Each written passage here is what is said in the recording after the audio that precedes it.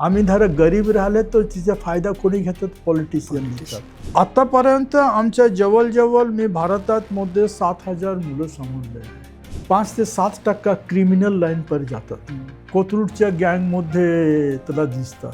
प्रत्येक क्षेत्रात मुलांच्या exploitation. Level of nutrition is a very important. Picture पाहतात, पिक्चरमध्ये काय दिसतात ते पाहिजे. पोलीसचा ड्रेस घालून कुणी एक तरी व्यक्ती येऊन त्यांच्या जिकडे जे पैसा होते 60 ना 50 ना 60 रुपया ते लुटून घेतले. तुला माहिती नाही भाज्यालेनी कुठे आहे? बोललो नाही, मला माहिती नाही आहे. 9 वर्ष 160 स्क्वेअर फूटच्या घरामध्ये आम्ही राहिले होते. टॉयलेट बाहेर जायचे. आता पुढची जी 10 वर्ष आहेत त्याच्यासाठी तुमचं काय विजन आहे?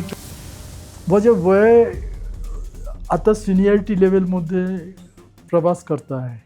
नमस्कार, मी विवेक इनामदार आणि आपण पाहत आहात विवेक संवाद. आज आपण अशा व्यक्तिमत्वाशी संवाद साधणार आहोत ज्यांनी हजारो अनाथ, निराधार आणि वंचित मुलांचे आयुष्य घडवण्याचे कार्य केवळ संस्थात्मक पातळीवर नाही तर भावनिक आणि सामाजिक जबाबदारी मानून उचलले. 260 अनाथ मुलींचे विवाह यशस्वीरित्या लावून देणे. 2006 ते 2011 या काळात पुणे येथील बालकल्याण समितीचे अध्यक्ष म्हणून संवेदनशील कारकीर्द. या सर्व प्रवासामागे एकच ध्येय, समाजाच्या सर्वात शेवटच्या घटकाला मुख्य प्रवाहात आणणे. आज आपल्या सोबत आहेत अमित कुमार बॅनर्जी. नमस्कार बॅनर्जी का अंकल. नमस्कार. आपण सुरुवात करूयात तुमच्या बालपणापासून. इयत्ता 8वीत असल्यापासून तुम्ही कुष्ठरुग्णांच्या सेवेचं काम करताय. तर नक्की ती प्रेरणा कशामुळे तुम्हाला झाली आणि असा काय प्रसंग घडले की ज्याच्यामुळे तुम्हाला वाटलं की या क्षेत्रात काम करणं आवश्यक आहे? माझे वडील रेल्वेमध्ये होतात. तो रेल्वे होण्याचे कारण काय आहे की त्यांना दर 3 वर्षामध्ये त्यांच्या ट्रान्सफर होतात. तो जेव्हा मी 5वी, 6वी, 7वी, 8वीचे विद्यार्थी होतात तेव्हा भोजुडी म्हणून एक बिहारच्या गावामध्ये बाबाचा ट्रान्सफर झाला आणि तिकडे शाळामध्ये आम्ही शिकत होते.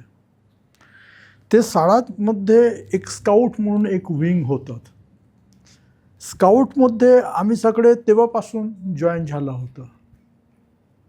आणि जे भोजुडी गाव आहे ते गावाच्या आजूबाजू कुष्ठरोगी भरपूर होतात.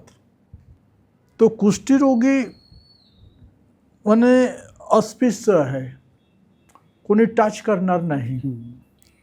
तो जे कुष्ठरोगी जेव्हा ते वाढतात तेव्हा त्यांचे मृत्यू होतात. कोणी नाही येतात होते की त्याच्या क्रियाकर्म करण्याकरता वा त्याचे जालवणं करता.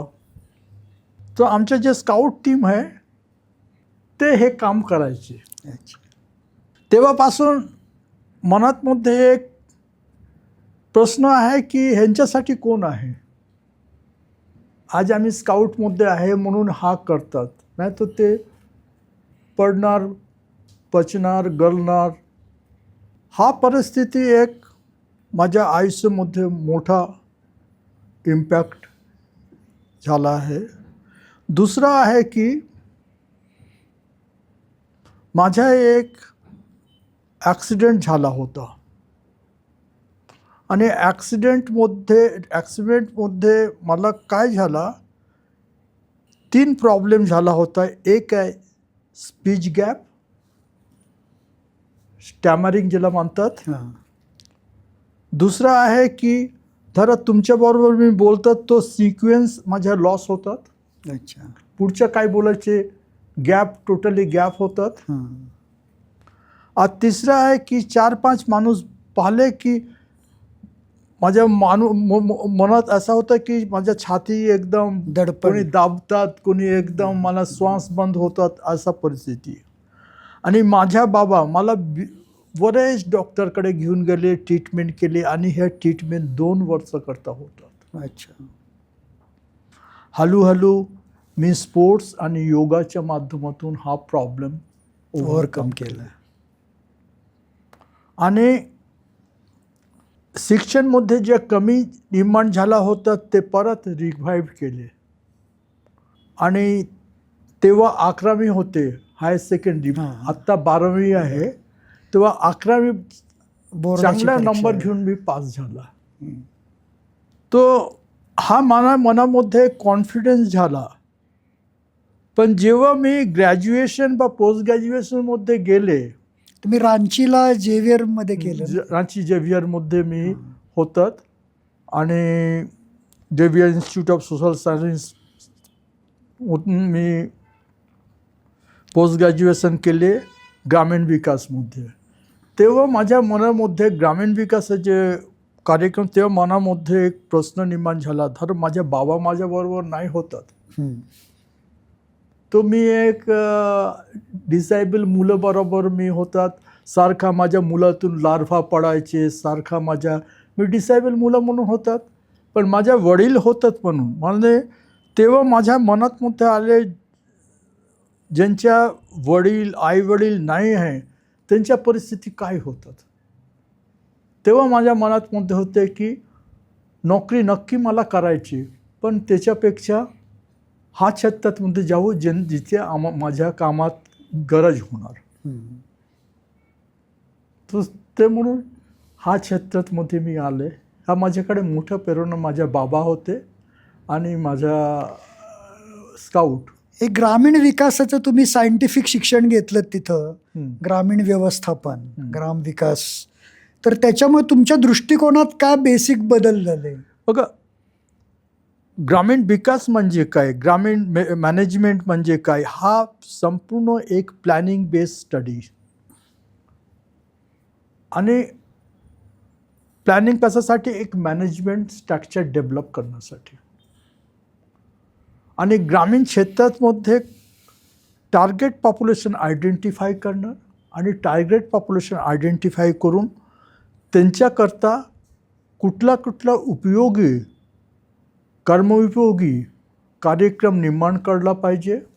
आणि त्याच्याबरोबर शासन वा दुसरा संस्था, त्यांच्या एक बँक यांच्या लिंकेज करून कसं काय ॲक्टिव्हिटीज डेव्हलप करला पाहिजे. हा ग्रामीण विकासचे मूल आहे. तिथे जाऊन पण माझा एक मोठा इम्पॅक्ट झाला. जेव्हा मी भूदान बोर्डमध्ये मी बिहारच्या कामातमध्ये जॉईन केले ॲज अ प्रोजेक्ट ऑफिसर, तेव्हा मी खरं सांगते, माझ्या बिहारमध्ये गयामध्ये प्रकल्प होतात. 2 तऱ्हेच्या समस्या आहे. एक आहे की गरिबी, ज्याला म्हणते पॉवर्टी. दुसरा आहे की हा गरिबीचा फायदा घेऊन नक्सलिझम डेव्हलपमेंट होते.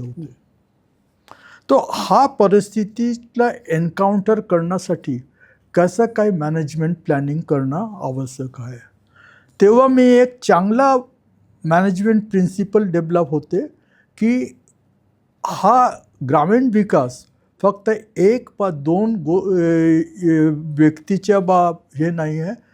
It should be a joint programme आणि कॉन्सर्टियम करून ह्यांच्या एक चॅनेल बनवलं पाहिजे, जिथे स्थानिक ॲग्रिकल्चर कॉलेज, स्थानिक बँक, स्थानिक शासनच्या जे विभाग आहे, जसंच drought prone area development programme, ते भागात ड्रॉट होते म्हणून आज DRDA म्हणतात. तो soil conservation, minor irrigation, rural electrification, soil engineering, crop हजबेंड्रीचं ॲग्रिकल्चर कॉलेज, हे सगळ्याचे एक कॉन्सन्ट्रियम करून, एक टार्गेट करून, जे भूदानमध्ये जे भूमिहीन माणूसला जमीन दिले, त्याच्या कसं काय शेतमध्ये एक मानसिकता निर्माण करणे. आता ते बंधुआ लेबर नाही आहे, ते आत्ता इंडिपेंडंट लेबर आहे. आणि इंडिपेंडंट लेबर होण्याकरता त्याला काय आहे, ते शेतकरीचा रोल आता प्ले करायला लागेल. इंडिपेंडंट ते मालिक, ते आता जमीनचे मालिक आहे. काय की ते दुसऱ्या मालिकच्या अंडरमध्ये काम केले तर त्यांच्या मानसिकता एवढं होतं की ते स्वतः काही डिसिजन नाही घेऊ शकतात. नंबर 1. दुसरं आहे की त्यांचे मुलं आणि त्यांच्या घराच्या महिला एवढा अभाव होते की पूर्ण कपडा पण नाही होत. म्हणजे गरिबी काय आहे तो तेव्हा माझ्या मनात मध्ये इम्पॅक्ट झाला. खरंच म्हणजे मला गरिबीपासून हटवणं हा कसा काय होऊ शकतात त्याचे मार्ग शोधायला लागेल. गरिबीपासून आम्ही त्याला कसं काय त्यांच्यामध्ये साबालीकरण म्हणजे त्यांच्यामध्ये कसं काय आम्ही मानसिकता निर्माण करू की ते स्वतः त्यांच्या कामकाजाच्या माध्यमातून ते आपला जीविका निर्माण करू शकतात आणि ते पाय उभं राहू शकतात. बरोबर. तो हा आहे मेन. उदाहरणस्वरूप फॉरेस्ट डिपार्टमेंट बरोबर एक एग्रीमेंट केले होते. तिथे साल झाड म्हणून जे ट्री आहे ते साल ट्री. साल झाडच्या पानमध्ये तसरच्या कोकुम सेट होतात. तसमचे जे पान झाडामध्ये होणार आणि कोकुमच्या हे जे बनवतात विळंब बनवतात त्याच्या ते घेऊन ते तसंच जे बनवणारे माणूस आहे त्यांच्याकडे घेऊन गेले ते त्यांच्या विकत घेणार. त्याचे आर्थिक उत्पादन होणार. आता काय आहे की तुमचे झाड पण मरणार नाही, आदिवासी झाड काटणार नाही आणि ते एक आर्थिक उत्पादनच्या साधन होतात. तो दॅट इज वाय हे ग्रामीण विकास is an engineering process. It is not a just समाज वर्क. सोशल वर्क केले आणि मोठा आणि पॉलिटिकल हा डेफिनेटली आहे. काय की आमच्या गरिबीचा फायदा पॉलिटिशियन घेतात. आम्ही जर गरीब राहिले तर तिचा फायदा कोणी घेतात? पॉलिटिशियन घेतात. ज्याच्यामुळे नक्सलिझम डेव्हलप झाला होता, ज्याच्यामुळे पीपल्स वॉर ग्रुप डेव्हलप झाला होता. ते माणूसला तुम्ही जमीनमध्ये परत आणणार, पोलीस बरोबर नेगोसिएशन करणार की त्याला तुम्ही सूट करू नको, त्यांच्या ग्रुप बरोबर हे करणार की बाबा तू ह्याला सूट करू नको. हां, आणि एक असं सामाजिक कंडिशन निर्माण करणार की ज्याच्या माध्यमातून हा जे माणूस आहे ते इंडिपेंडेंटली आणि सुस्थ मनातमध्ये जीवू शकतात. हे फार एक इम्पॉर्टंट आहे. It is a very much challenging. तो मी ग्रामीण विकासमध्ये जे प्रयत्न केले, तुम्ही चांगलं शेत करणार, तुम्हाला पाण्याचे साधन निर्माण करायला पाहिजे. तुम्ही चांगलं शेत करणार, तुम्हाला खतची व्यवस्था करायला पाहिजे. तुम्ही चांगला हे करणार, जमीनमध्ये बरोबर करणार तर सॉईल रिक्लेमेशन करायला पाहिजे. रुरल इलेक्ट्रिफिकेशन माध्यमातून तुम्हाला इलेक्ट्रिकचे करंट घ्यायला पाहिजे ताकी तुम्ही बोरवेल करायला पाहिजे. GSDA म्हणते असं तेव्हा आमच्याकडे तेव्हा ॲफ्रो होते, त्यांच्या माध्यमातून ग्राउंड वॉटर हार्वेस्टच्या जे स्टडी अभ्यास करला तो it is a composite programme. Rural development is not that single a programme, it is a composite एकात्मिक कार्यक्रम. हो, तो हे ग्रामीण विकास. आणि तेव्हा माझा project was one of the best project. आणि तेव्हा आमच्या महाराष्ट्राचे गव्हर्नर होते HKF लतीफ साहेब. तो लतीफ साहेबचे मिसेस होते बिल्किस लतीफ. ते होते इंडिया स्पॉन्सर्स कमिटीचे चेअरमॅन आणि आंतरभारतीय बालग्रामच्या चेअरमॅन. अच्छा. त्यांच्या मनात मध्ये आले की आयुष्यातला खूप मोठा टर्निंग पॉइंट आहे. हा टर्निंग पॉइंट त्यांच्या मनात मध्ये आहे की त्यांच्या मनात मध्ये होते की मला एक चांगला माणूस पाहिजे. तर त्यांचे जे अधिकारी आहे ते मला सतत माझ्या नाव होतं, त्याचं नाव आहे मिस्टर राव.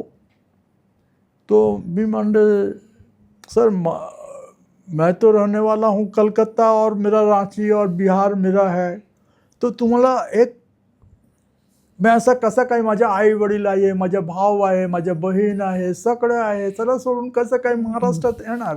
नाही, तुम्ही या, काही वर्ष तुम्ही राहा. आमचे बालग्राम आम्ही सुरू केले आहे. बालग्रामच्या तुम्ही प्रोजेक्ट डायरेक्टर म्हणून जबाबदारी घ्या आणि डेव्हलप करा. तेव्हा मला लक्षात आलं की जे बालग्राम अनाथ मुलांचे जे आहे त्यांना एक कोणाला लिगल सपोर्ट नाही होतात. 1984 मध्ये कॅनडामध्ये एक पार्टिसिपेटरी नेटवर्क ग्रुप एक अभ्यास सुरू केले होते. तेव्हा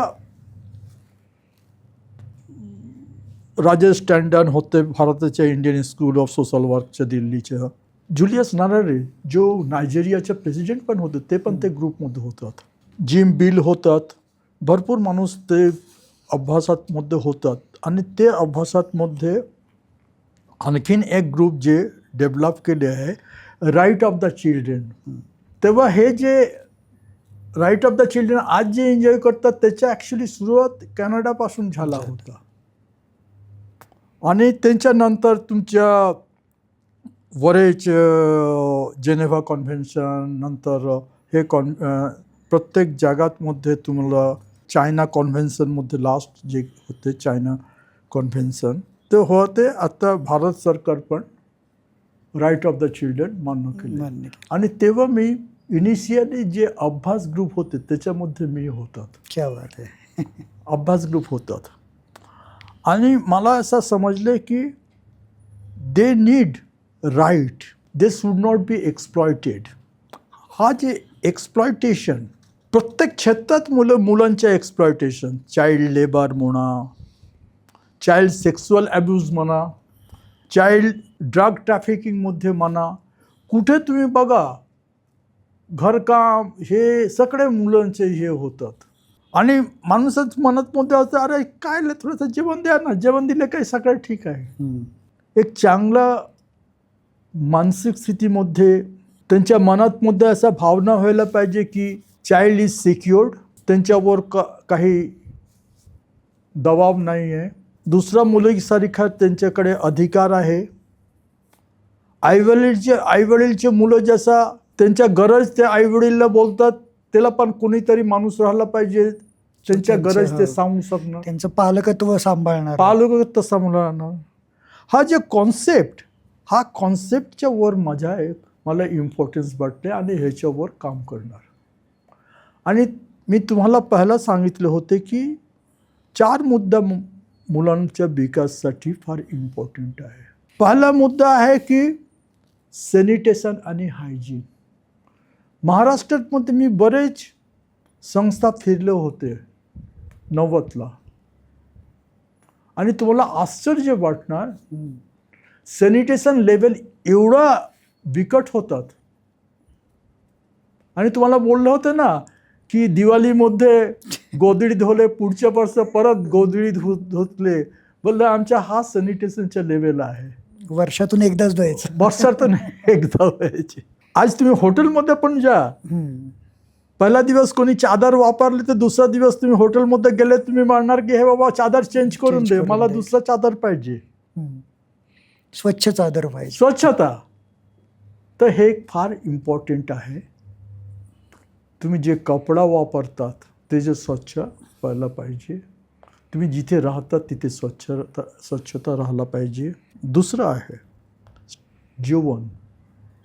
आणि प्रत्येकाला माहिती आहे की आजारीचे पहिला कारण आहे लो इंटेक ऑफ कॅलरी.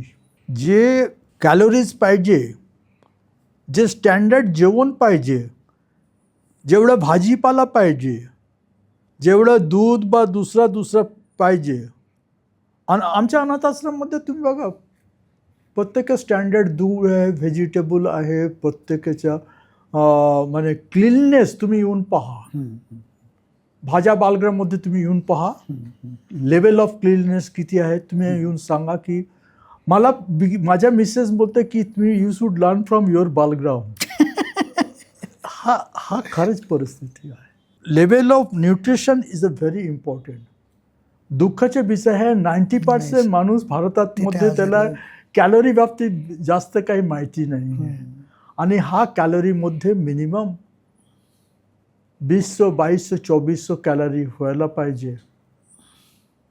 मुलं थकतात, खेळायला गेले की थकतात, त्याला व्यवस्थित जेवण नाही भेटतात, त्याला अभ्यासमध्ये हे नाही आहे, अभ्यासमध्ये लक्ष नाही आहे, लागत नाही. पोषण बरोबर नाही आहे. आणि तुम्हाला लक्ष येणार की अजून भारतात मध्ये 10% मुलं कुपोषणग्रस्त आहेत. बरोबर. आणि हे पण खरं आहे की अजून 1 करोडच्या वर मुलं भारतात मध्ये कधी मरणार कोणाला माहिती नाही. चाइल्ड ॲट रिस्क झोनमध्ये आहे. अरे तो हा जे परिस्थितीमध्ये जे पहिला म्हणलं स्वच्छता, दुसरा आहे जेवण, तिसरा आहे की त्यांच्या मनामध्ये कॉन्फिडन्स राहिला पाहिजे. ते कॉन्फिडन्स, त्यांचे मानसिक मेंटल हेल्थ, ते काही चूक केले तर तुला मारायचे नाही, त्याला काउन्सिलिंग करायची. तर हा part of the mental health, हे फार इम्पॉर्टंट आहे. आणि लास्ट आहे त्यांच्या बोलण्याचे अधिकार. आम्हाला वाटतं अरे तू लहान होऊन तू माझ्या तोंड लागतात काय, हा चुकीचा अप्रोच आहे. बारंबार बोलतात, त्याला काय बोलायचे ते ऐकून घे ना बाबा. माझे जे सदन माता, माझे जे स्टाफ आहे त्याला मी बोलतात, ते काय बोलायचे ते फक्त ऐकून घ्या. आणि तुला पटले नाही तो त्याला समजाव, तुझं रिझन काय आहे, तुला काय पटले. बरोबर. तुला पण लॉजिकल फ्रेमवर्क मध्ये जायला पाहिजे. तू मोठा आहे म्हणून तू काय बोलू शकतो असं काही नियम नाही. बरोबर. हा एक फंडामेंटल प्रिन्सिपल प्रत्येकाला फॉलो करणं आवश्यक आहे. हे सगळं आंतरभारतीचं हे करत असताना हा तुमचा सगळा बारीक अभ्यास झाला त्याविषयी. आंतरभारतीय असतं. हा बरोबर. आणि मग त्यानंतर तुम्ही जे संपर्क बालग्राम जे स्वतःची संस्था सुरू केली, तर तेव्हा काय नक्की तुमच्या हे भूमिका होती? नाही, तुम्हाला मला सांगते, हे जे काहीतरी मला कमी दिसलं होतं आंतरभारतीमध्ये, मला बोलायला नको पाहिजे, it is not, should not B official. तो मनात म्हणतो की मी पहिला काय आहे माझ्या तुम्हाला मी सांगू काय, संपर्कमध्ये जे काम करतात ना, कोणी 20 सालचं काम करतात, कोणी 30 सालचं काम करतात, कोणी 25 सालचं काम करतात. माणूस, मी तुला बोलतो तू बाहेर जा, बोलतो मी बाहेर जाणार नाही. अच्छा. म्हणजे एक एन्व्हायरमेंट पाहिजे. हा एन्व्हायरमेंट बरेच संस्थामध्ये दिसत नाही. तो माझ्या मनात म्हणते होते, जी माझ्या फॅमिली आहे, माझ्या जे फॅमिली आहे ते फॅमिली जरा खुशी नाही तो मी कसं काय परिवार चालवणार. आणि दुसरं आहे की माझ्या मनात मध्ये जे येतात, मी देखो हे कामात मध्ये आले, मी कुठल्या एक्झाममध्ये बसले नाही, कोणी मला क्वेश्चन नाही केले, कोणी नाही, आपल्या स्वतःच्या मनात मध्ये आले आहे. तो मनात मध्ये आले की जेव्हा मी माझ्या मनाचा राजा आहे आणि जेव्हा मी माझ्या विचारातून काम करू शकता, तो माझ्या आपला स्वतःच्या संस्था निर्माण करणं आवश्यक आहे. आणि त्याच्या कारणात 1988 पासून माझ्या मनात मध्ये होते. 89 मध्ये चळवळ सुरू केले, 90 मध्ये संस्था सुरू केली. आणि तुम्हाला विश्वास नाही करणार, मी माझ्या प्लॅनिंग होतं फार जोरदार प्लॅनिंग होतात. मी पहिला काय करणार, दुसरा काय करणार, तिसरा काय करणार, चौथा काय करणार, पाचवा काय करणार, एकदम वर्षाच्या यादी माझ्याकडे राहतात होते की हे वर्षामध्ये मला हे काम असं काय पद्धतीने रोड मॅप पूर्ण तयार होता. हा. आणि तुम्हाला मानते की माझ्याकडे काय पैसा वैसा नाही होते, पण देवाच्या मदत होतात आणि प्रत्येक काम मी व्यवस्थित आणि सुरळीत काम करू शकले. हे करत असताना तुमच्या याच्यातलं आणखीन एक आहे की इथं नुसती मुलं सांभाळली म्हणजे अनाथाश्रम काढला, मुलं सांभाळली आणि त्यात आनंद मानला असं न करता त्यांना पूर्ण तुम्ही मार्गी लावणं, म्हणजे मुलं असतील, मुली असतील, त्यांना स्वावलंबी बनवणं. आता मुलींच्या बाबतीत तर एक चांगलं उदाहरण तुम्ही घालून दिलं. 260 मुलींचे तुम्ही वडील म्हणून कन्यादान केलेलं आहे.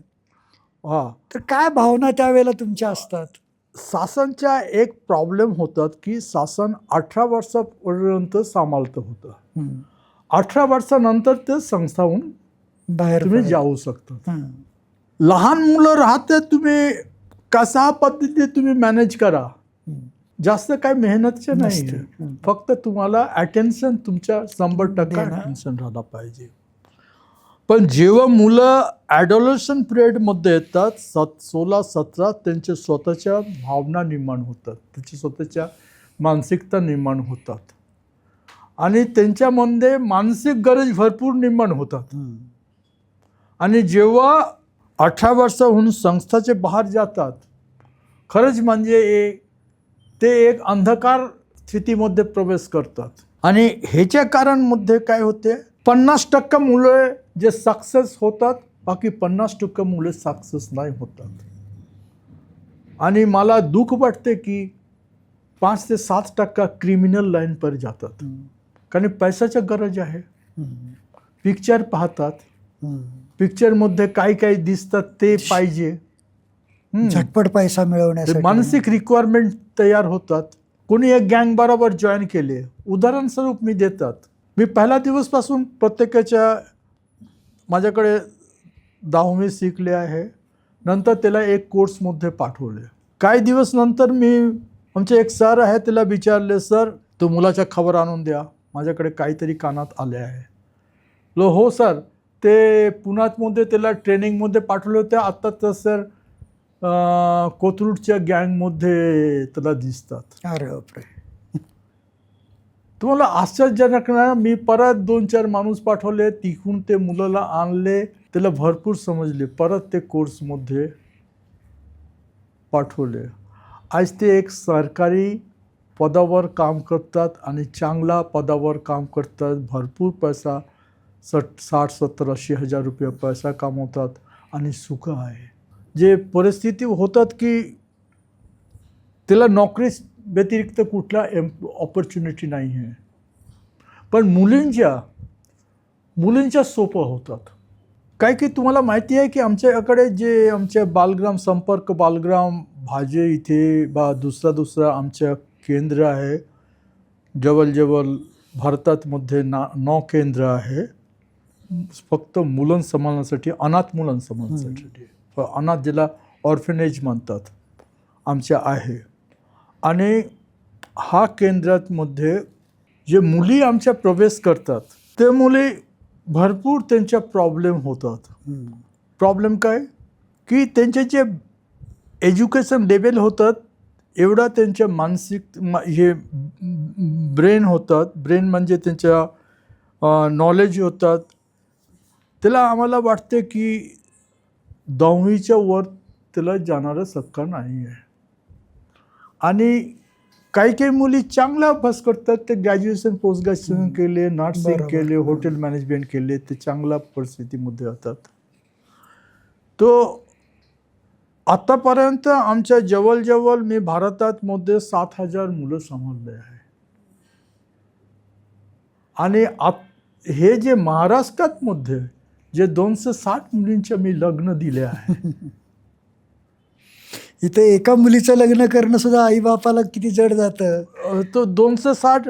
आणि मी तुम्हाला सांगते की बरेच आई वडील माझ्याकडे आले, येऊन म्हणले की माझ्या लक्षात आले की तुम्ही चांगला संस्कार दिले आहे. सर्व मोठे विषय आहे संस्कार. आणि तुम्हाला हे सांगते की आमचे मुलं तुमच्या जे देवाचे पाठ, प्रार्थना प्रत्येक वेळेस तिला येतात. हा परिस्थितीमध्ये त्यांच्या मनातमध्ये जे देव भावना, हा त्यांच्या एक मोठा संस्कारचे कारण आहे. आम्ही प्रत्येक सण पालन करतात. आमच्या घरी सण पालन होतात ना, तसंच प्रत्येक सण त्याला त्यांच्यावर इम्पॅक्ट करतात. जे कुणाला वाटणार नाही की हे अनाथालयातून आलेली मुलगी आहे, एका सुसंस्कारी कुटुंबातून आलेली मुलगी, अजिबात नाही. अशा पद्धतीच तिचा हे तुम्ही घडवता. तो माझ्याकडे आई वडील येऊन काय म्हणतात की माझ्या मुलगासाठी तुमच्या एक मुलगी द्या. अच्छा. वा. काल पण एक माणूस फोन केले, हां. साहेब मला मुली पाहिजे. आम्ही बोललो आमच्या इकडे तर आता मुली नाही, आता मुलीमध्ये थोडासा ट्रेंड चेंज झाला. हां. प्रत्येक म्हणते की ग्रॅज्युएशन व्हायला पाहिजे आणि ग्रॅज्युएशन झाल्यानंतर आम्ही लग्न करणार आणि मी चांगला काय करिअर बनवणार आणि नक्की मी लग्न करणार. पूर्वी जे होते की तुम्ही शेतकरी घरचे माणूस, तुम्ही आमच्याकडे मुली मागत होते आणि मी देत होते. आता ते स्टेज नाहीये. चेंज झाला आहे. बरं. एक तुमच्या याच्यामधली एक हे आहे की सुरुवातीच्या काळामध्ये आर्थिक परिस्थिती संस्थेची फारशी चांगली स्ट्रगल्स नव्हती. तर त्या काळात मुलीच्या लग्नासाठी तुम्ही मोटरसायकल विकली होती. हे पहिल्याच्या घटना आहे. माझ्याकडे पैसा नाही होतात, एक मुलींचे लग्न होतात आणि ते मुलगी लग्न द्यायची, फायनल झाला. मला एक कडून माझ्याकडे हे झाला होता की पैसे येणार होते आणि मी शब्द दिले काही लग्न होणार, हे तारीखे होणार आणि खर्च ठरलं लग्न. जवळजवळ एवढा होणार. मुलीला एक छोटासा हे द्यायचे, अंगठी द्यायचे, मुलगाला एक अंगठी द्यायचे, जास्त नाही. भांडी द्यायचे, बालग्रामच्या दुसरा आजूबाजूचे जे ओळखीचे माणूस आहे त्याला जेवण द्यायचे, कपडा द्यायचे, एक सूटकेस द्यायचे. हे जे बेसिक जे आमच्या साधारण लग्नामध्ये करतात. तो तेव्हा माझ्याकडे पैसा नाही होते. माझे एक फार प्रिय मोटरबाईक होते. अच्छा. तो बुलेट, लाल बुलेट होतात. आम्ही ते छान होती ती बुलेट त्या काळात. बुलेट विकले आणि ठीक आहे, मी बुलेट विकले. मी अजून आता माझ्या मिसेस बोलतात की बघा बुलेट, तुमच्या बुलेटच्या किंमत 2 लाखच्या वर होतात, तुम्ही कमी पैसा मिळवलं. तेव्हा व्हॅल्यू तसंच होतात, तेव्हा व्हॅल्यू तसंच होतात. पण एक चीज बाकी, बाकी जे मला काय गरज आहे ना, ते गरज मला देवा पुरवले. अच्छा. मला खरंच म्हणजे आर्थिक कमी होतात. मी दररोज देवाला प्रार्थना करत होते की देव तुम्ही मला थोडीशी मदत करा. आणि ते दिवस संध्याकाळी कोणीतरी येऊन मला मदत एवढं हे देऊन जातात, तांदूळ, दाल, तेल सगळे देऊन जातात. गरीब होतात पण सुखी होतात. अच्छा. पूर्ण मुलाबरोबर जेवण करत होते, एकत्र जेवण करत, भाज्याच्या लेणीच्या पायतात 1.5 एकर जमीन माझ्या प्रॉव्हिडंट फंडच्या पैशामध्ये विकत घेतली आणि ते जमिनीच्या मध्ये एक मातीच्या कूड घर बनवले. कारवी माहिती आहे ना? हो हो हो. भाज्या लेणीच्या आजूबाजू लोहगडच्या हो. जंगलामध्ये कारवी होते, हो. ते कारवी आणले आणि तिथे मातीच्या घर बनवले. 46 मुलंपर्यंत होतात. अचानक एक शासनच्या अधिकारी सायगल साहेब जे जॉईंट सेक्रेटरी, ते व्हिजिट दिले आणि ते म्हणले की एवढं मी काम कधी पाहिले नाही यार, बॅनर्जी साहेबांसारखं माणूस इथे काम करतात. त्याच्या 8 दिवस नंतर माझ्याकडे 35 AC 100% टॅक्स एक्झाम्पशनच्या सर्टिफिकेट आले. आणि तुम्हाला आश्चर्य होणार की तुम्ही हळूहळू प्रत्येक येऊन म्हणले साहेब मला हे घर बांधायचे तुमच्या मुलांसाठी. आणि बाय 1997 आमच्या पूर्ण बालग्रामचं निर्माण झाला. आणि एक आनंदाच्या गोष्टी आहे की 1997 संपर्क संस्थाला भारत सरकार बालकल्याण पुरस्कारमध्ये पुरस्कृत केले. KR नारायण साहेब जे प्रेसिडेंट ऑफ इंडिया होते त्यांच्या हातात हा पुरस्कार आले. हे बालकल्याण क्षेत्रातलं हे सगळ्यात मोठा पुरस्कार मानला जातो. मोठा पुरस्कार आहे. तर काय भावना होत्या तुम्ही आतापर्यंत केलेल्या कामाची राष्ट्रपतींच्या हस्ते गौरव झाला? मी थोडासा घाबरले हे अवॉर्ड भेटणे पत्ते, कारण की मला वाटले की प्रत्येकाच्या अपेक्षा माझ्याकडे वाढले. त्या अपेक्षा वाढल्यानंतर मला मनात मुद्दे आले की हे धरा हा model is a successful model, त्याला मला दुसऱ्या जागा पण दुसऱ्या मुलांसाठी काम करायला पाहिजे. आणि तेव्हा मी पहिला दुसरा एक केंद्र सेल पिंपळगाव चाकणपासून सिक्रापूर रोडमध्ये आहे तिथे बनवले. सेल पिंपळगाव. दुसरा आहे पोयनाड म्हणून अलिबाग तालुक्यामध्ये. एक गृहस्थ मला म्हणले, ते डॉक्टर होते, म्हणलं की मी तुम्हाला जमीन देते आहे, तुम्ही एक सुरू करा. नंतर तिथे बालग्राम आमचा झाला. तिसरा आहे की माझ्या भांबाडात मुळशी तालुक्यामध्ये आहे, तिथे मोठा हॉस्टेल बनवले. तिथे आदिवासी कातकरी जे मुलं आहेत त्यांच्याकरता शिक्षणची व्यवस्था केली आहे. आज ते भागातमध्ये 40 गावांमध्ये 100% मुलं स्कूल जातात. मला भरपूर त्रास घ्यायला लागले. त्याला स्कूल कातकरी मुलाला शाळेत आणणं एवढं सोपं नाही आहे. आणि आम्ही आश्रम शाळा पण नाही आहे, आम्ही एक ऑर्डिनरी NGO आहे. आणि आमचा एक प्रॉब्लेम आहे की आमच्या काही पॉलिटिकल कनेक्शन नाही आहे. मी तुम्हाला खरं सांगते, माझ्या काही पॉलिटिकल कनेक्शन नाही आहे, जे म्हणून मला सपोर्ट पण नाही भेटतात. जे सपोर्ट आहे माझ्या स्वतःचे जे आर्म सपोर्ट आहे त्याच्यावर आतापर्यंत माझे जीवित आहे. आणि तेव्हा मी तिथे एक शाळा बनवले. आज तिथे आमच्या शाळा चालू आहे, 12वीपर्यंत शाळा आहे. आणि प्रत्येक मुलांसाठी आम्ही आज शिक्षण केले, मुलींसाठी शिक्षण केले.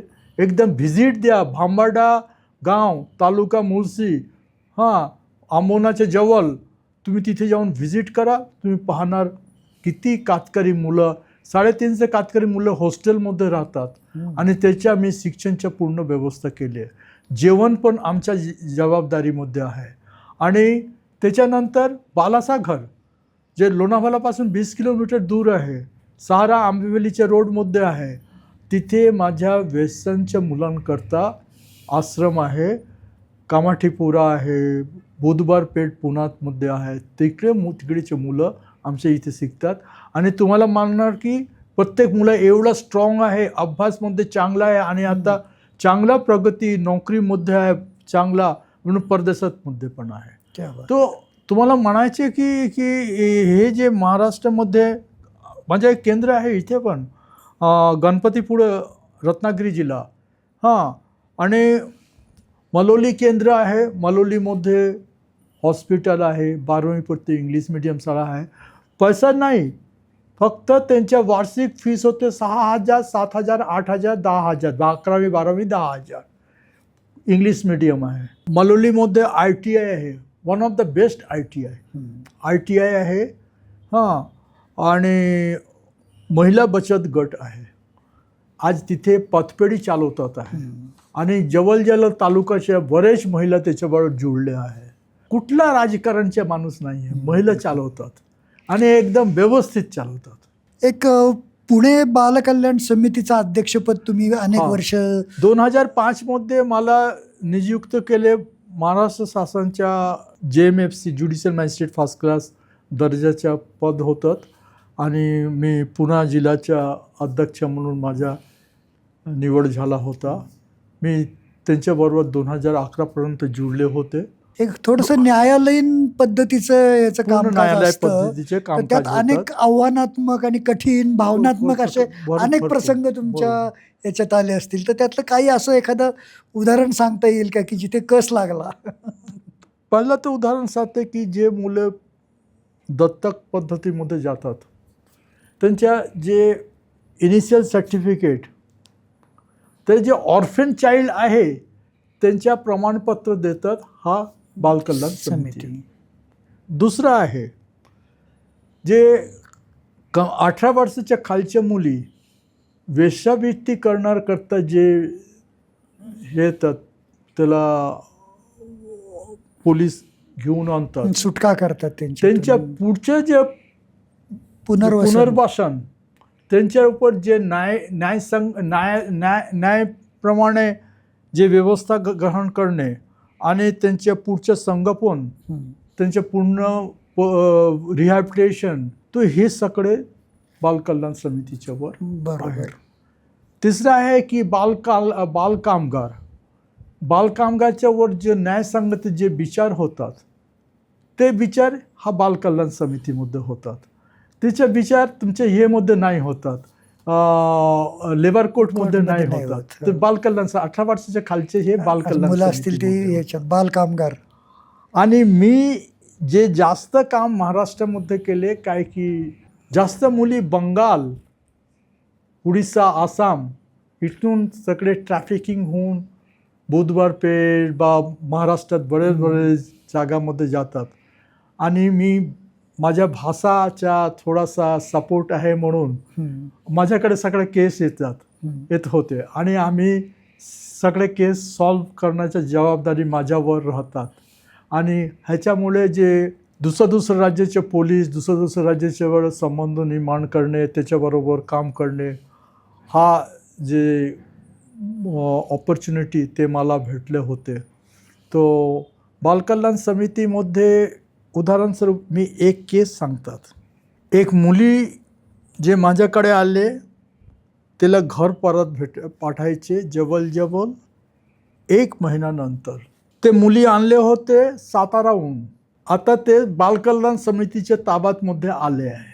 बालकल्याण समिती अभ्यास केले मुलींच्या परिस्थिती, त्यांच्या वास्तव जे काही आहे, आणि डिसाईड केले की ते मुलीला आईकडे परत पाठवला पाहिजे. समन पाठवले आईला बोलवण्यासाठी. आई आले. आई रात्री स्वारगेट पोलीस स्टेशनमध्ये झोपले होते.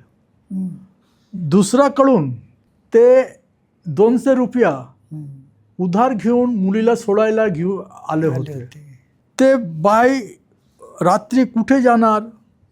आज बालकल्याण समिती रात्री उघडतात नाही. ते बस स्टँडच्या हेगमध्ये आले आणि तुम्हाला विश्वास नाही येणार, पोलीसचा ड्रेस घालून कुणी एक तरी व्यक्ती येऊन त्यांच्याकडे, त्यांच्या जिकडे जे पैसा होते 50 ना 60 रुपया ते लुटून घेतले. अरे बापरे. आणि काहीतरी पाय ते बालकल्याण समिती आमच्या शिवाजीनगरमध्ये जे आमचे जे न्यायालय होते तिथे आले. मी बोलले तर ठीक आहे, तुम्ही तुमच्या मुलीला तर रोडाला सोडली, मी कसं काय घ्यायचं, माझ्याकडे काही पैसा नाही आहे. मी बेंचमध्ये बसले तर थोडासा वेगळा मानसिकता होतात. काय करणार? 100 रुपया काढले आणि आमचे जे कोर्ट ऑफिसर आहे ना त्याला मी दिले साईडमधून आणून. म्हणजे त्याला बाहेर घेऊन जा आणि त्याला ते पैसा दे. आणि मी ऑर्डर करतात की पोलीस त्याला आणि ते आईला बसच्या खर्च गव्हर्नमेंटच्या आहे आणि सातारापर्यंत सोडणार. तो बालकल्याण समिती फक्त ऑर्डर इश्यू नाही करणार, एक सामाजिक समस्या जी आहे हे महत्वाचं आहे खूप. ते महत्त्वाचे आहे आणि ते कसं काय तुम्ही सोडवणार ते फार इम्पॉर्टंट आहे. हे सगळं काम चालू असताना महिला बचत गट, महिला सक्षमीकरण किंवा मुलांना कौशल्य विकास या क्षेत्रातही तुम्ही खूप मी मोठं तुम्हाला देते याचे कारण केलंय. मी सांगते. याचे काय समान सूत्र तुम्हाला दिसते की हे सगळं सायमल्टेनियसली सगळं चालू इम्पॉर्टंट होतं? क्वेश्चन आहे. मी 90मध्ये बालग्राम सुरू केले. आमच्या मुलं भाज्या गावात शाळेमध्ये एकदम चांगला ड्रेस घालून बॅग घालून घेऊन जात होते, पण गावाचे मुलं नाही येत होते. मी सर्वे केले, ओनली 17% 17% मुलं शाळेत जात होते. बाकी सगळे मुलं त्यांच्या मनात मध्ये होते की मी चिक्कीच्या दुकानमध्ये जाऊन चिक्कीचे पाकिट बनवणार. हा परिस्थितीमध्ये माझ्या मनात मध्ये आले आणि गावाच्या काही महिलांबरोबर मीटिंग करून बालवाडी सुरू केले. एकच गाव नाही, 25 गावांमध्ये मी बालवाडी सुरू केले. आणि शाळामध्ये कसं काय अटेंडन्स त्यांच्या होऊ शकतात, 8 ते 14 वर्ष मुलांसाठी बालभवन कार्यक्रम सुरू केले. गरवारे बालभवन आहे पुण्यामध्ये, तिथे गेले. मिसेस भागवत होतात. मिसेस भागवत बरोबर मीटिंग केले. मला म्हणले माझ्या स्टाफला तुमचं ट्रेनिंग पाहिजे. ते म्हणले ठीक आहे, मी ट्रेनिंग देतात. ते ट्रेनिंग घेऊन मी 8 ते 14 वर्षाच्या मुलांसाठी कार्यक्रम आखले आणि ते प्रोग्राम पण सुरू केले. आणि नंतर हे सगळं मुलांचे एकही कंडिशन होते, तुला शाळेत जायला पाहिजे. खेळकूद, नाच गाणं सगळे चालू होते आणि मुलं शाळामध्ये पण जायला सुरू केले. आता एक माझ्या लक्षात आलं की काही मुलं शाळेत नाही येतात तर काही नाही होतात. ते सगळे मुलं रान आणि हे जे आपला जंगल आहे ना वरचे जे लोहगड, विसापूर, मालेवाडी हे सगळे जंगल आहे, तिथे गाय घेऊन जात होते गोरखू म्हणून. काय करणार? तेव्हा असिस्टंट कलेक्टर होते सॅम देशपांडे साहेब. मी सॅम देशपांडे साहेब बरोबर डिस्कशन केले आणि सॅम देशपांडे साहेबला मी म्हणले सर काहीतरी, हा बॅनर्जी साहेब ब्रिज प्रोग्राम आहे, ब्रिज प्रोग्राम बरोबर लिंक करा, तुम्ही टीचर बनवा आणि तिथे जे मुलं आहे तिथे जाऊन शिकवणार अच्छा. आणि त्याला 4थी पर्यंत लेवल आणणार. हां. जे अजिबात अभ्यास नाही केले त्याला आम्ही 4थी पर्यंत लेवल आणले 4 वर्षामध्ये. क्या बात आहे. 160 मुलांचे आम्ही केले.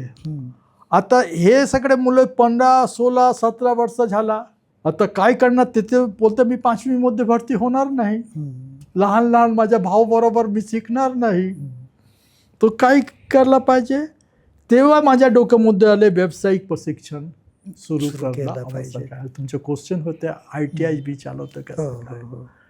आणि तेव्हा एक इलेक्ट्रिशियन कोर्स, वेल्डिंग आणि प्लंबिंग आणि एक टेलरिंग बरोबर आणखीन एक कार्यक्रम सुरू केले महिलांसाठी की त्यांच्या आईवडील बरोबर भांडण करणार की 18 वर्षाच्या खाली आम्ही लग्न करणार नाही. तो हा परिस्थिती हळूहळू आमच्या फार एकदम अट्रॅक्टिव्ह झाला आणि मुलं यायला सुरू केले. आणि मला फार एक एनकरेजमेंट झाला की माननीय बाळासाहेब ठाकरे म्हणले होते भूमिपुत्रला नोकरी भेटला पाहिजे. तेलेगावमध्ये, चाकण, आळंदी, पिंपरी चिंचवडमध्ये आणि त्यांच्या एकच भाषा होते भूमिपुत्राला नोकरी भेटलं पाहिजे. आणि तेव्हा माझ्या मनात मध्ये आले भूमिपुत्रला कधीच म्हणजे थोडासा तो सेमी स्किल बनवणं आवश्यक आहे, ते कंपनी नोकरी देणार. आणि त्याच्यासाठी माझ्या एक थोडासा मनात मध्ये एक प्रेरणा आले आणि मी हा काममध्ये जास्त मन दिले. आता जेव्हा हे काम मी सुरू केले आहे, बालवाडी जेव्हा सुरू केले आहे, मी पाहिले की महिलांच्या बरोबर काम करणं आवश्यक आहे. बालवाडी ते मुलं घेऊन कोणी येणार, आई येणार. तो आईच्या बरोबर मीटिंग करायला पाहिजे. तेव्हा आईबरोबर 5 मीटिंग केले होते. एक न्यूट्रिशनच्या वर, स्वच्छतावर, सेफ ड्रिंकिंगच्या वर, आणि आरोग्याच्या वर. हे जे आरोग्य आणि मदर अँड चाइल्ड केअर म्हणजे जे गायनोलॉजिकल प्रॉब्लेम, तर ह्याच्यावर 5 वर्ष मी कोर्स केले मानसिक निर्माण करण्यासाठी. आणि त्याच्या साथे खरंच म्हणजे महाराष्ट्रामध्ये बचत गट आम्ही पहिला सुरू केले आहे. महिलांच्या माध्यमातून 10-10 रुपया गोळा करणार. आज त्याच्या एक आहे की महिलांमध्ये आज जवळ 280 महिला बचत गट निर्माण झाला. आणि आज त्याच्या एक पतपेढी आहे आणि महिला चालवतात, कोणी पुरुष नाही, मी पण नाही आहे, महिला चालवतात. आणि आज महिला साबलीकरण माझ्या कार्यक्रमामध्ये एक चांगला मला जज भेटते. आता हे सगळं करत असताना आणखीन एक तुमच्या जीवन प्रवासातील एक महत्त्वाची घटना म्हणजे पाटणमधल्या 100 कुटुंबांसाठी घर बांधणी प्रकल्प, जो जिमी कार्टर जे अमेरिकेचे माजी राष्ट्राध्यक्ष होते. माझ्या लक्षात आले की जेव्हा मी महिला बचत गट चालवत होते तो बरेच महिलांच्या घर नाही होतात, दुसऱ्याच्या घरी राहतात, आपला नातेवाईच्या घरी राहतात, त्याला घर पाहिजे. आणि देवेला माझ्या हा ग्रुप बरोबर माझा भेट झाला, मीटिंग केले, त्यांच्या सिंगापूर टीम बरोबर माझ्या मीटिंग झाल्यानंतर म्हणलं की जिमी कार्टर्सच्या माध्यमातून तुमच्या 100 घर होणार. भाज्याचं आहे काय नाव त्यांच्या माध्यमातून 10 एकर जमीन विकत घेतले. मी नाही, हॅबिटेट फॉर ह्युमॅनिटी त्यांच्या एजंट संस्थेने. आणि मी फक्त कॅटलिस्ट एजंट होते की आमच्या महिला त्यांना घर त्याला भेटला पाहिजे आणि ते जमीन मानला पाहिजे. आणि मला लायसन्सी केले काय की लोकल लेवल एजन्सी म्हणून मी लायसन्सी होते हा प्रोजेक्टच्या. तो ते म्हणून जिमी कार्टर आणि जवळ 2000 व्हॉलेंटियर येऊन काम केले आणि घर बनवले. 4-5 दिवसमध्ये घर बनवले आणि लाभार्थीला घर दिले. आणि आज देवाच्या कृपामध्ये आज 100 कुटुंब व्यवस्थित राहतात आणि आनंद सुख आहे. गुजरातमध्ये भूकंप झाला होता, त्यानंतर अंजारला आपण अनाथालय सुरू केलं होतं. 2001 मध्ये जेव्हा भूकंप झाला होता कच्छ गुजरातमध्ये, तेव्हा फक्त मी न्यूजपेपरमध्ये वाटते, टी व्हीमध्ये पाहिले आणि परिस्थिती फार गंभीर झाला. अचानक पुण्याच्या काही संस्था आणि कंपनी माझ्याकडे आले आणि म्हणलं की हे पैसा घ्या आणि आमचं काम सुरू करा. पहिला आले LIC युनियन आणि तुम्ही लहान मुलांसाठी करा. मी म्हणले एवढा लांब कसं काही मला जायचे, मला एवढं नेटवर्क एवढं स्ट्रॉंग नाही आहे, मी काम नाही करू शकतात. नाही तुम्हाला जायला लागेल. तुम्ही काही स्टाफ घेऊन दुसरा दिवस निघाले आणि हैदराबादपासून बस घेऊन अंजारपर्यंत पोहोचले. आणि खरं स्थिती मी पाहिले, जेव्हा घर माणूस परिवार विध्वस्त झाला होता आणि मला असं वाटले की मला इथे इन्व्हॉल्वमेंट व्हायला पाहिजे. तेव्हा तिकडेचे जे प्रांत आहे म्हणजे SDO बोलतात, साहेबला भेटले. साहेबला म्हणले की साहेब असं माझ्या संस्था आहे, मी इथून आले आहे, मला काम करायचे, माझं स्पेशलायझेशन आहे मुलांसाठी काम करणार. तो म्हणले ठीक आहे, तुम्ही हा क्षेत्रामध्ये सर्व्हे करा. अंजारच्या हे पासून 10-15 गावांमध्ये सर्व्हे केले लहान मुलांसाठी. तेव्हा समजले की बरेच मुलं अनाथ झालं आहे. तेव्हा मैत्री ट्रस्ट म्हणून एक ट्रस्ट आहे पुण्यात, ते म्हणले तुम्ही घर बांधा. जमीन घेतले, घर बांधले आणि तिथे अनाथ आश्रम सुरू केले. 2000पर्यंत अनाथ आश्रम चालू होतात. त्याच्यानंतर मी तिकडेच्या शासनाला परत केले. किती मुलं होती तेव्हा त्या याच्यात? जवळ 60 मुलं होतं. अच्छा, जी पूर्ण अनाथ होती. आता लग्न केले, चांगलं आहे, सुंदर आहे. आता हे सगळं तुमचं सामाजिक कार्य चालू होतं. तुमच्या याच्यातला आणखीन एक महत्त्वाचा उपक्रम आहे तो हेरिटेज वॉक. आम्ही आणखीन एक बोललं नाही, हेरिटेज वॉकमध्ये मी येत आहे. आम्ही ह्याच्यानंतर जोधपूरमध्ये काम सुरू केले आहे. आमच्या तेव्हा प्रेसिडेंट होतं KK सिंघवी साहेब. त्याचे मूळ गाव होतं जोधपूर आणि त्याच्या अगोदर मी कलकत्तामध्ये एक बालग्राम बनवले. अच्छा. कलकत्तामध्ये काय आहे की जसा सायन दादर आहे मुंबईमध्ये, तसा कलकत्ता टालीगंज आहे. आणि टालीगंजमध्ये माझ्या वडीलच्या एक 4000 स्क्वेअर फूटचं घर होतं. वडील वारल्यानंतर माझ्या भाऊ आणि सगळे म्हणले की आईच्या असा मनातमध्ये होते की तुझ्या बाबानंतर हा अनाथ आश्रम बनवू. तो मी अनाथ आश्रम तिथे बनवले. तिथे पण बेसनच्या मुलांच्या पुनर्वसन करता, शिक्षण पुनर्वसन करता ते चालवते आहे, अजून चालू आहे. माझ्या KK सिंघवी साहब म्हणले की तू कलकत्ता में भी बना दिया है, तू मेरा गांव जोधपुर में तू सुरू कर. म्हणले सर जोधपूर जायची तर आम्हाला काय इशू पाहिजे ना, काहीतरी इशूच्या मध्ये. बोललं तू जाऊन शोधून काढ.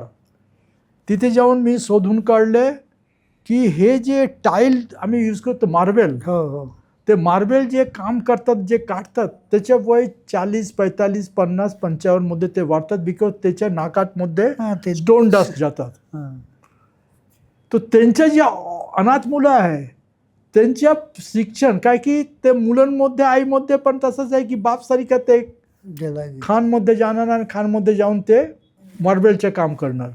तो म्हणले मी सिंघवी साहब म्हणा सर मैं वहाँ पर एक ऑर्फनेज बना रहा हूँ और ये सब ऐसे बच्चों के लिए होगा. आणि आज तिथे पण जवळ 60 मुलं आहे, अनाथ आश्रम आहे. आणि तिसरा एक बनवले आहे बनारसमध्ये. बनारस माहिती आहे आमच्या देशाच्या पवित्र भूमी आहे. आणि देशाच्या तिथून 25 किलोमीटर म्हणून बडगाव मुले एक जाय आहे.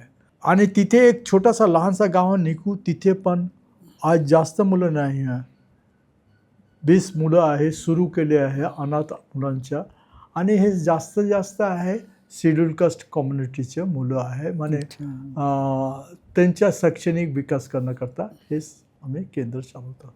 आता आपण ते हेरिटेज वॉकवर मगाशी बोलत होतो. हेरिटेज वॉकमध्ये काय आहे की तुम्हाला माहिती आहे की भाज्या लेणीचे पायथ्यामध्ये संपर्क बालग्राम भाज्या आहे.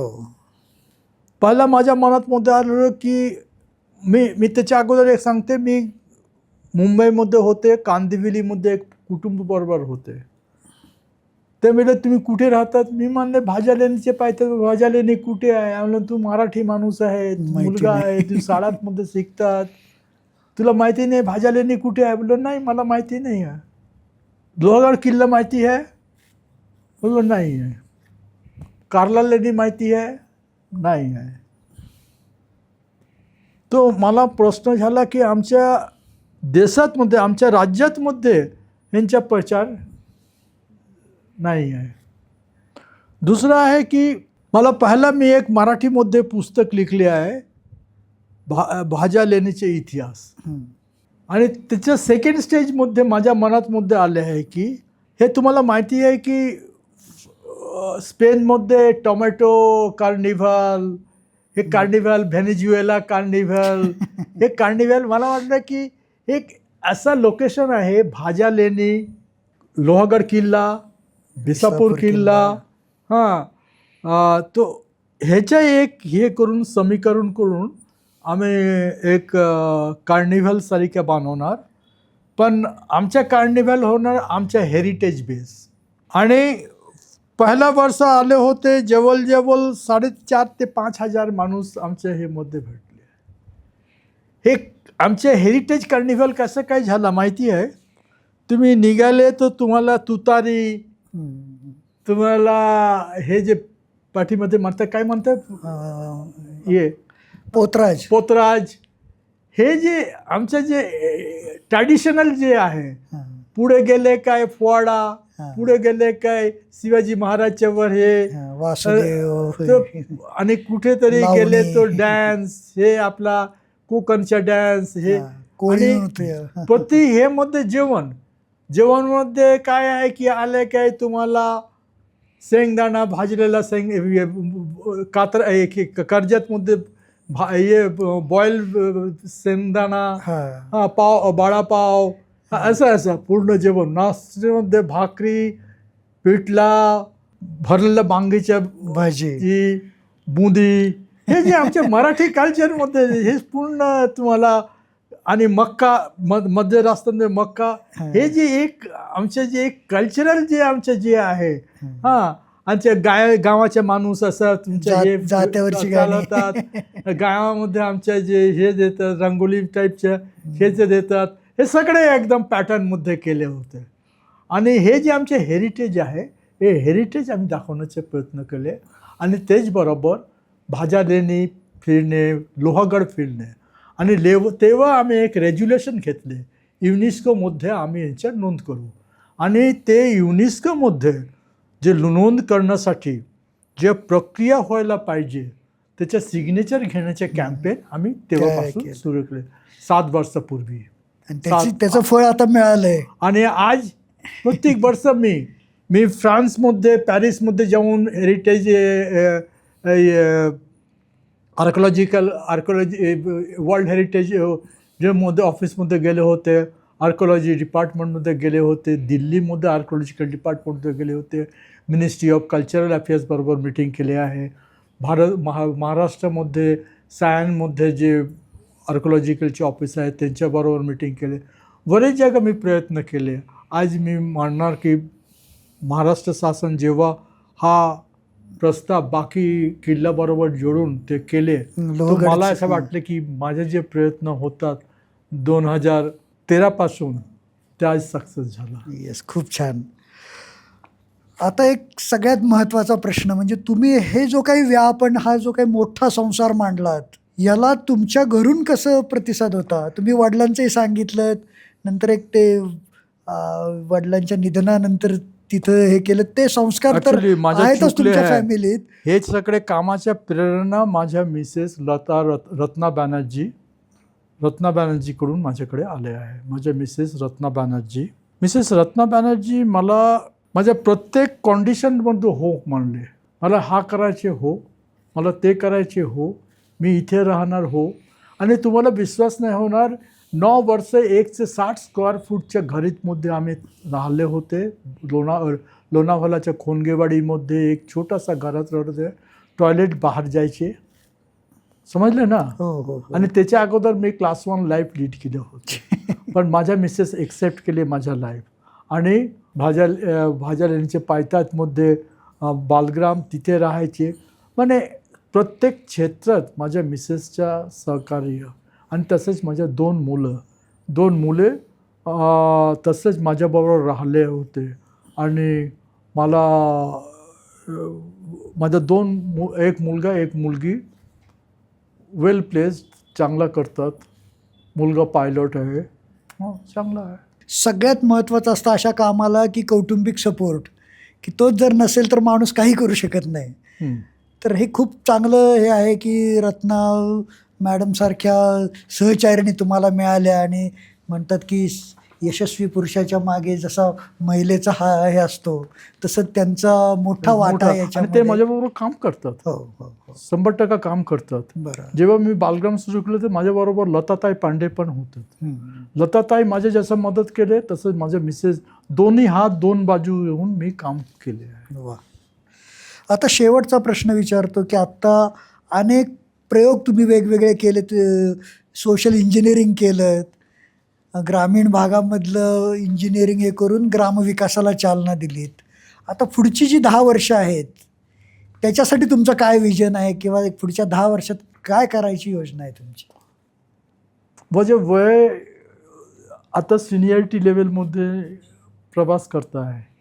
हे जे तरुण आहे त्याला कसं काय आम्ही स्ट्रेंथन करू ताकी संपर्क संस्था पुढच्या 50 वर्षात ते चालू शकतात. त्याला कसं मानसिक आणि कौशलगत स्किल वाईज त्याला आम्ही स्ट्रेंथन करणं हे माझं एक मूल लक्ष्य आहे. फक्त माझ्या संपर्क संस्था नाही, दुसरा NGOला गरज जसा भासणार त्याला पण आम्ही मदत करणार. माझे जे कॉन्सल्टन्सी म्हणजे पैसा घेऊन नाही, म्हणजे काय म्हणते ते ॲडव्हायझरी रोलमध्ये त्याला मी मदत करणार आणि हेल्प करणार.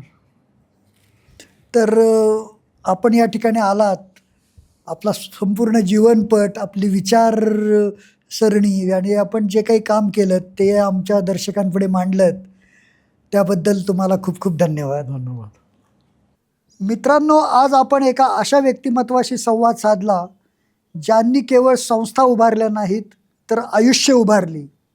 260 मुलींचे संसार उजळवले, हजारो मुलांना आत्मविश्वास दिला, आपत्तीग्रस्त भागात पुनर्वसनाचे मॉडेल उभे केले, बालकल्याण समितीच्या अध्यक्षपदावर संवेदनशील प्रशासन दिले आणि आपल्या वारशाचे जतन करण्यासाठी समाजाला चालायला लावले, अक्षरशः हेरिटेज वॉकच्या माध्यमातून. ही केवळ कार्याची कथा नाही, ही मूल्यांची परंपरा आहे. मी विवेक इनामदार. पुन्हा भेटूयात विवेक संवादच्या पुढील भागात. धन्यवाद.